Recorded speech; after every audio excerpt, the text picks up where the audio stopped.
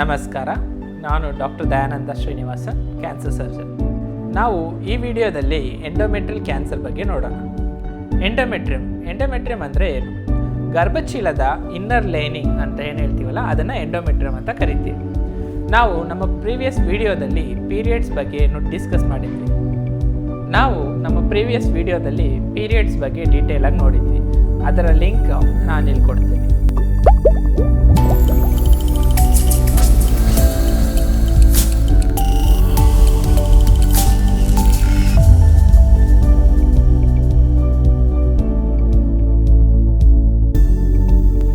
Oestrogen, progesterone ಇದೆರಡು important female hormone. ಈ ಹಾರ್ಮೋನಲ್ಲಿ ಆಗುವ ಸೈಕ್ಲಿಕಲ್ ಚೇಂಜಸ್ನಲ್ಲಿ ಏನಾದರೂ ಇಂಬ್ಯಾಲೆನ್ಸ್ ಆಗಿ ಕಂಟಿನ್ಯೂಸ್ ಆಗಿ ಈಸ್ಟ್ರೋಜನ್ ಪ್ರೊಡಕ್ಷನ್ ಆಗೋದ್ರಿಂದ ಈ ಎಂಡೋಮೆಟ್ರಿಯಲ್ ಲೇಯರ್ ಥಿಕ್ಕನ್ ಆಗ್ತಾ ಹೋಗುತ್ತೆ. ಸ್ಲೋಲಿ ಈ ಎಂಡೋಮೆಟ್ರಿಯಲ್ ಲೇಯರ್ ಕ್ಯಾನ್ಸರ್ ಆಗಿ ಚೇಂಜ್ ಆಗೋ ಚಾನ್ಸಸ್ ಇರುತ್ತೆ. ಈ ಈಸ್ಟ್ರೋಜನ್, ಪ್ರೊಜೆಸ್ಟ್ರಾನ್ ನಾರ್ಮಲಿ ಓವರೀಸ್ನಿಂದ ಪ್ರೊಡ್ಯೂಸ್ ಆಗುತ್ತೆ. ಈ ಓವರೀಸ್ ಅಲ್ಲದೆ ಈ ಈಸ್ಟ್ರೋಜನ್ ಫ್ಯಾಟ್ ಸೆಲ್ಸಿಂದನೂ ಪ್ರೊಡ್ಯೂಸ್ ಆಗ್ಬೋದು. ಆದ್ದರಿಂದ ಒಬೆಸಿಟಿ ಕೂಡ ಈ ಎಂಡೋಮೆಟ್ರಿಯಲ್ ಕ್ಯಾನ್ಸರ್ಗೆ ಒಂದು ರಿಸ್ಕ್ ಫ್ಯಾಕ್ಟರ್. ಈ ಎಂಡೋಮೆಟ್ರಿಯಲ್ ಕ್ಯಾನ್ಸರ್ ಯಾರಿಗೆ ಬರಬಹುದು? ಯೂಶಲಿ ಎಂಡೋಮೆಟ್ರಿಯಲ್ ಕ್ಯಾನ್ಸರ್ ಬರುವಂಥ ಫೀಮೇಲ್ಸ್ ನೋಡಿದ್ರೆ ಒಂದು ಒಬೀಸ್ ಆಗಿರ್ತಾರೆ, ಅಂದರೆ ನಾರ್ಮಲ್ ವೆಯ್ಟ್ಗಿಂತ ಜಾಸ್ತಿ ಇರೋದು. ಎರಡನೇದು ಗರ್ಭಿಣಿ ಆಗದೇ ಇರೋದು, ನಲ್ಲಿ ಪ್ಯಾರಾ ಅಂತ ಕರಿತೀವಿ. ಮೂರನೇದು PCOD ಅಂದರೆ ಓವರೀಸ್ನಲ್ಲಿ ಬರುವಂಥ ನೀರು ಗಡ್ಡೆ ಇರುವಂಥ ಕಾಯಿಲೆ, ಅದರಲ್ಲೂ ಕೂಡ ಈಸ್ಟ್ರೋಜನ್ ಹಾರ್ಮೋನ್ ಲೆವೆಲ್ಸ್ ಜಾಸ್ತಿ ಇರುತ್ತೆ.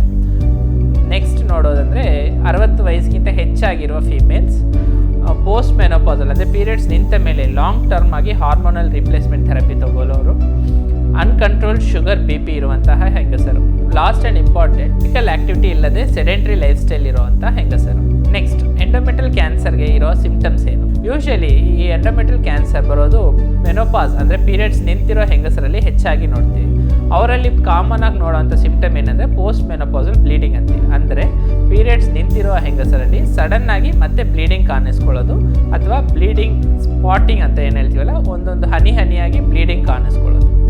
ಎರಡನೇದು ಪೀರಿಯಡ್ಸ್ ಆಗುತ್ತಿರೋ ಹೆಂಗಸರಲ್ಲಿ ಇಂಟರ್ಮೆನ್ಸ್ಟ್ರಲ್ ಬ್ಲೀಡಿಂಗ್ ಅಂದರೆ ನಾರ್ಮಲ್ ಬ್ಲೀಡಿಂಗ್ ಆಗೋ ಡೇಸ್ ಬಿಟ್ಟು ಮಧ್ಯದಲ್ಲಿ ಮತ್ತೆ ಬ್ಲೀಡಿಂಗ್ ಕಾಣಿಸ್ಕೊಳ್ಳೋದು, ಅಥವಾ ನಾರ್ಮಲ್ ಬ್ಲೀಡಿಂಗ್ ಸೈಕಲಲ್ಲೇ ಹೆಚ್ಚಾಗಿ ಬ್ಲೀಡಿಂಗ್ ಆಗೋದು, ಅಥವಾ ಇನ್ಕ್ರೀಸ್ಡ್ ಡೇಸ್ ಆಫ್ ಬ್ಲೀಡಿಂಗ್ ಅಂತ ಹೇಳ್ತೀವಿ. ಅದನ್ನು ನಾವು ಮೆನೋರೇಜಿಯಾ ಅಂತ ಕರಿತೀವಿ. ಇದೆಲ್ಲ symptoms. Next sometimes lower abdominal pain ಇರ್ಬೋದು, ಅಥವಾ ಅಬ್ಡಮನ್ ಬ್ಲೋಟೆಡ್ ಅಂದರೆ ತುಂಬ ಹೆವಿಯಾಗಿ ಹೊಟ್ಟೆ ಉಬ್ಬದಾಗಿ ಕಾಣಿಸೋದು. ಇವೆಲ್ಲ ಎಂಡೋಮೆಟ್ರಿಯಲ್ ಕ್ಯಾನ್ಸರ್ ಆದ ಸಿಂಪ್ಟಮ್ಸ್. ಈ ಥರ ಸಿಂಪ್ಟಮ್ಸ್ ಕಂಡ್ರೆ ಫಸ್ಟ್ ನಾವೇನು ಮಾಡಬೇಕು? ಯೂಶಲಿ ಈ ಥರ ಸಿಂಪ್ಟಮ್ಸ್ ಬಂದ ತಕ್ಷಣ ನಾವು ನಮ್ಮ ಫ್ಯಾಮಿಲಿ ಡಾಕ್ಟರ್ ಅಥವಾ ಗೈನಕಾಲಜಿಸ್ಟ್ನ ಮೀಟ್ ಮಾಡಬೇಕಾಗುತ್ತೆ. ಅವ್ರು ಇನಿಷಿಯಲಿ ಕ್ಲಿನಿಕಲ್ ಎಕ್ಸಾಮಿನೇಷನ್ ಮಾಡ್ತಾರೆ.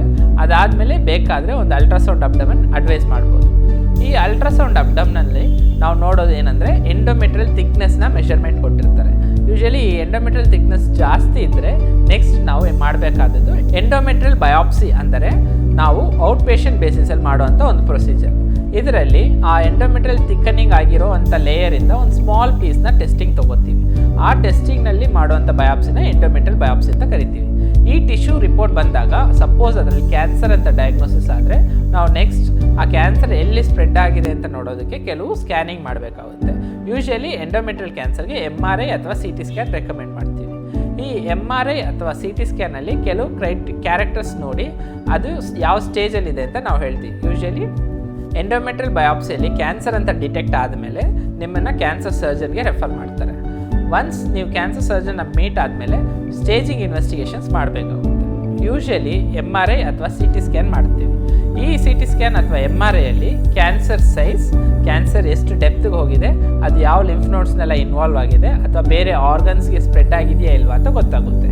ಸ್ಟೇಜಿಂಗ್ ಇನ್ವೆಸ್ಟಿಗೇಷನ್ಸ್ ಆದಮೇಲೆ ನೆಕ್ಸ್ಟ್ ಬರುವಂಥದ್ದು ಟ್ರೀಟ್ಮೆಂಟ್. ಯೂಶಲಿ ಎಂಡೋಮೆಟ್ರಿಯಲ್ ಕ್ಯಾನ್ಸರಲ್ಲಿ most common treatment surgery. Stage 1ಇಂದ ಸ್ಟೇಜ್ 3ವರೆಗೆ ಎಲ್ಲ ಸ್ಟೇಜ್ನಲ್ಲೂ ಫಸ್ಟ್ ಟ್ರೀಟ್ಮೆಂಟ್ ಇಸ್ ಸರ್ಜರಿ.